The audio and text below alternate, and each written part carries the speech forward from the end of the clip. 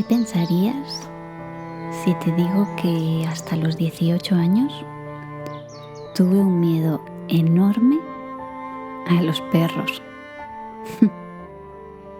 ¿Te lo crees? Cruzaba la calle cuando veía uno, independientemente de su tamaño, aspecto, si estaban atados, acompañados o sueltos.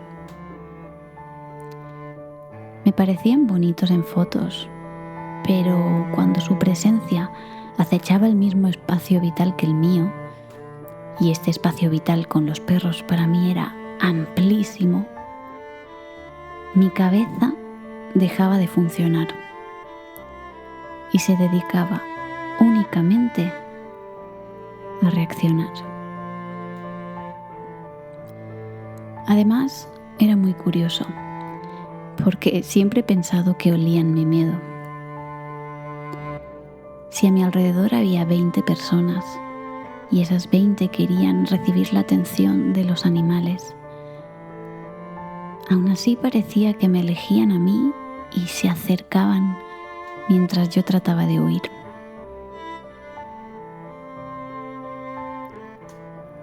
Y confieso aquí por primera vez en mi vida que les tenía tanto miedo que recuerdo que alguna vez pensé muy bajito por si acaso, pero lo llegué a pensar, que hubiese preferido que no existieran,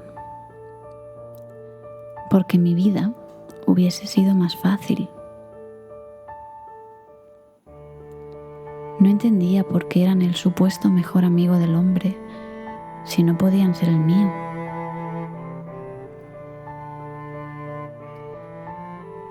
No había tenido nunca ninguna historia con ningún perro. No me habían mordido, no me habían atacado. No tenía ningún recuerdo consciente de ningún evento traumático. Solo mi inconsciente sabe si nació de un gesto, de unas palabras, de un sentimiento muy concreto, de una situación que no llegué a comprender o de a saber qué. Pero no era un miedo racional. Y yo no sabía controlarlo, ni tampoco sabía que podía controlarlo. Lo único que sabía en ese momento es que se me aceleraba el corazón y necesitaba huir, que dejaba de pensar en ninguna cosa más que no fuese escapar, esfumarme, desaparecer. Y bueno, quizá te preguntes, ¿qué ha pasado? ¿Qué hiciste para superarlo? Pues fue algo sencillo a la par que difícil. Pasé tiempo con perros. Abrí mis ojos, miré a mi miedo y me dispuse a conocerlo.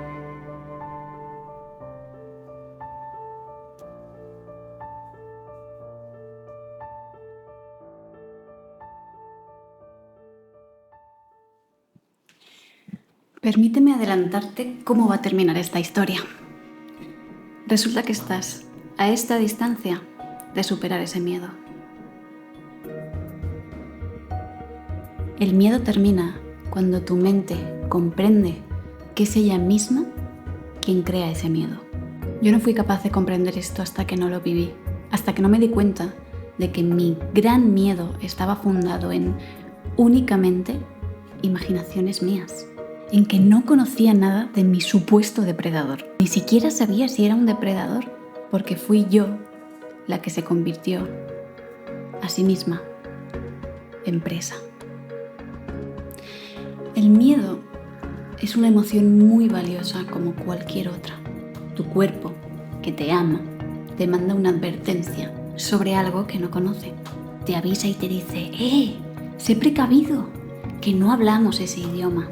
No podemos controlar qué pasará después si no lo conocemos. No hemos hecho estudios sobre ello. Y cuando la mente no conoce un escenario, como necesita información, pues lo crea. Y somos así, nosotros mismos, quienes creamos nuestras propias preocupaciones, a veces por falta de información. ¿Y sabes qué te digo? Que aunque en ese momento parecía que los perros era el mayor de mis miedos, porque yo lo sentía como algo real, no ha sido así.